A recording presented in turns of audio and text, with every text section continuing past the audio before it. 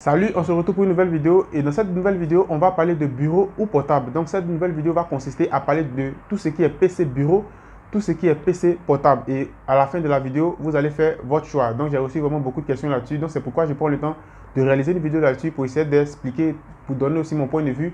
Et vous aussi qui me suivez, si vous avez aussi un mot à dire, vous pouvez aussi laisser tous ces éléments aussi en commentaire.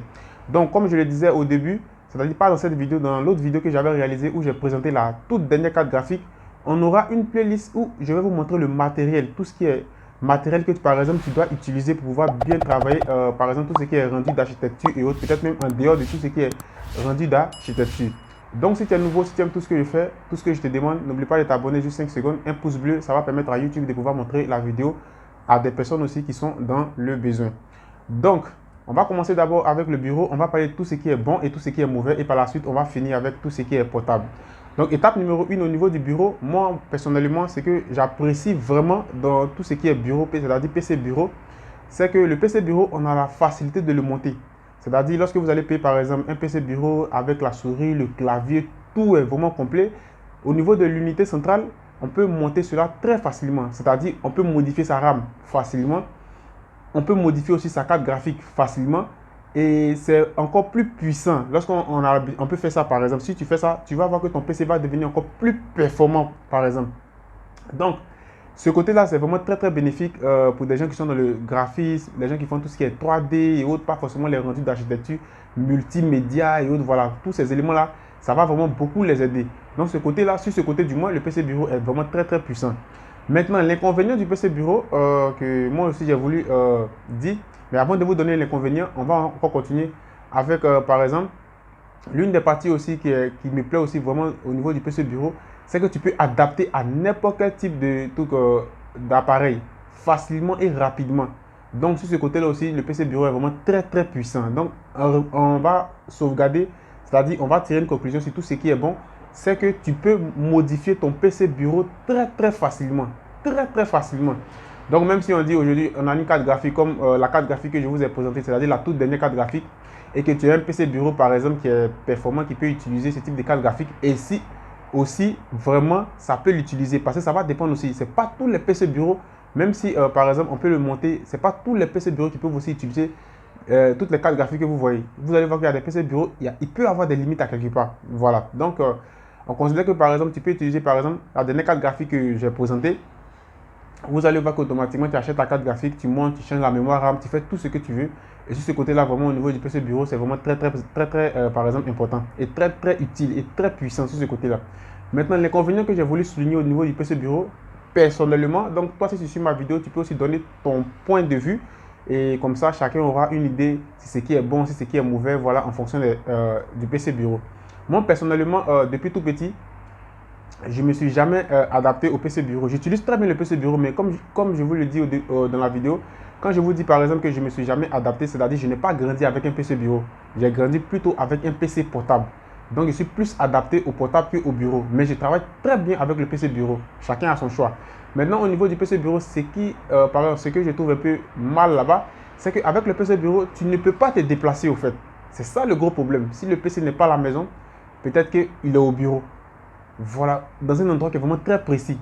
Donc, généralement, si tu as vraiment quelque chose à gérer rapidement, tu es obligé toujours, par exemple, soit de te rendre à la maison ou soit, par exemple, de te rendre au bureau. Donc, souvent, c'est un peu fatigant. Souvent, sur place, tu peux faire quelque chose. Par exemple, moi, quand j'ai, par exemple, des projets et autres, souvent, je suis assis à la maison, je suis assis au dehors avec des amis. Souvent, je suis, par exemple, au café et autres. Donc, vous voyez, généralement, si j'utilisais, par exemple, toujours le PC bureau, je ne pourrais rien faire. Je dois revenir à la maison, le temps d'analyser, faire tout ça et commencer maintenant à travailler sur le projet de la personne. Donc, sur ce côté-là, moi, je trouve que c'est vraiment un gros problème au niveau du PC bureau. Mais de manière générale, c'est le nom, on ne peut pas changer. On dit PC bureau, donc c'est normal. Donc, pour te déplacer avec ça, c'est très, très compliqué. Donc, c'est pas facile aussi de gérer des trucs très rapidement avec le PC bureau, à moins que tu te trouves dans le lieu où se trouve le PC, soit à la maison, dans un lieu voilà, où tu as placé, par exemple, l'ordinateur. Donc, moi, ce côté-là, c'est ce côté-là que je vois comme un peu, par exemple, pas trop bien, pas, un peu mal, quoi. Parce que souvent, toujours de rediriger où il se situe, où il se trouve, par exemple, je n'apprécie pas trop ça. Maintenant, on va parler maintenant par exemple, du PC portable.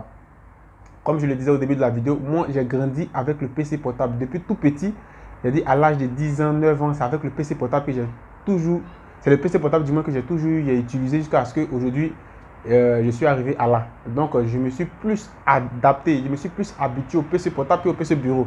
Mais cela ne signifie pas que je n'utilise pas le PC bureau. Je utilise le PC bureau, mais c'est une manière de vous expliquer la chose. Donc, au niveau du PC portable, l'inconvénient au niveau du PC portable, c'est très difficile de monter le PC. C'est-à-dire, quand je dis monter, vous voyez, au niveau du PC bureau, on peut démonter l'unité centrale, placer tout ce qui est carte graphique, faire ça, faire ça. Au niveau du PC portable, c'est compliqué.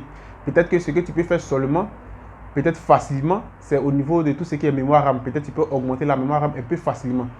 Mais après ça, le reste, c'est un peu compliqué. C'est vrai, on peut payer une carte graphique externe. Moi, j'ai l'habitude d'utiliser ça aussi souvent. Je paye une carte graphique externe et que je branche sur l'ordinateur. Par exemple, si je vois que j'ai un PC qui n'est pas trop performant, j'ai un Samsung ici qui n'est pas trop performant, qui a par exemple 1 Go de carte vidéo, c'est pas trop performant. Donc, je prends une carte graphique externe qui a au moins 6 Go, 8 Go de carte vidéo et je branche, par exemple, je le connecte à mon Samsung. Et voilà, vous voyez que là, ça peut se faire, mais c'est pas trop pratique. Je ne trouve pas ça trop pratique. Parce qu'à chaque fois, faire ça, brancher, faire ça, c'est souvent fatigant. Si on pouvait le faire, c'est-à-dire si au niveau de cette carte graphique, on pouvait la prendre et puis la placer directement dedans rapidement, c'est-à-dire comme, par exemple, comme si on était en train de l'adapter d'une manière, vous comprenez déjà l'idée, ça va être encore plus facile. Peut-être que ça existe déjà, peut-être que je ne sais pas. Donc si ça existe déjà, vous pouvez aussi me laisser cela aussi en commentaire. Donc sur ce côté-là, c'est vraiment un gros problème au niveau du PC portable. Donc c'est-à-dire lorsque tu vas payer par exemple un PC portable, généralement tu vas faire avec cette configuration au niveau du PC portable jusqu'à ce que peut-être que le jour tu veux prendre un autre PC, tu seras encore obligé de faire une troc, quelque chose comme mettre encore beaucoup d'argent pour prendre encore un autre PC encore plus cher. Par contre pour le PC bureau, une fois que tu as pris un bon bureau, par exemple, tu as pris un PC bureau, un PC Alien, Predator, MSI, Workstation, ce type de PC au bureau, tu peux l'adapter bien. Une fois que tu l'as bien adapté, vous voyez que c'est pour beaucoup de temps. Donc, au niveau du PC portable, c'est ce côté-là que je n'apprécie pas trop au niveau du PC portable. Mais la chose que j'aime beaucoup au niveau du PC portable, c'est que tu as la facilité de faire beaucoup de choses. Quand je dis beaucoup de choses, je parle du projet. Je ne dis pas que le PC bureau ne fait pas le projet, ne fait pas du moins de projet. Mais quand je parle de facilité de faire beaucoup de choses avec le PC bureau et portable, du moins, vous allez comprendre. Par exemple, lorsque je suis par exemple au café, lorsque je suis dans un endroit bien précis, pas forcément à la maison, même si je suis avec des amis, même si je suis en balade et autres par exemple, j'ai toujours mon sac, le PC est dedans. Dès que quelqu'un m'appelle pour me dire, par exemple, voilà, Joël, tu dois essayer de voir ça, par exemple, je vais te montrer ça, c'est très rapide. Je prends la petite Livebox. Si je ne suis pas à la maison pour utiliser par exemple la fibre optique, je prends la petite Livebox, je connecte automatiquement. Généralement, Orange vend ça. Une petite Livebox façon comme si tu peux, il y a la connexion, tu peux connecter rapidement, un truc comme ça. Et puis je suis là, je travaille. Vous voyez là, c'est très rapide. C'est-à-dire le temps que je vais attendre, comme le PC bureau, pour venir à la maison, pour essayer de faire, vous voyez que quelle que soit ma position avec le PC bureau et avec le PC portable du moins, je peux déjà tout faire. Donc c'est ce qui me plaît vraiment au niveau du PC portable. Parce que quel que soit le lieu où tu vas te trouver, si tu as ton PC portable, tu peux tout faire. Et puis aussi, tu as la facilité de te déplacer avec ça. C'est très facile de te déplacer, par exemple, avec le PC bureau et avec le PC portable du moins. Mais par contre, avec le PC bureau, c'est compliqué de te déplacer avec ça.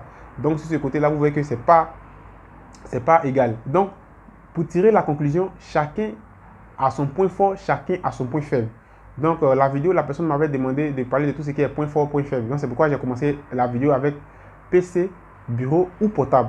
Donc, pour tirer la conclusion, chacun a son point fort, chacun a son point faible. Donc, moi, de mon côté, personnellement, je suis plus pour le portable que le bureau.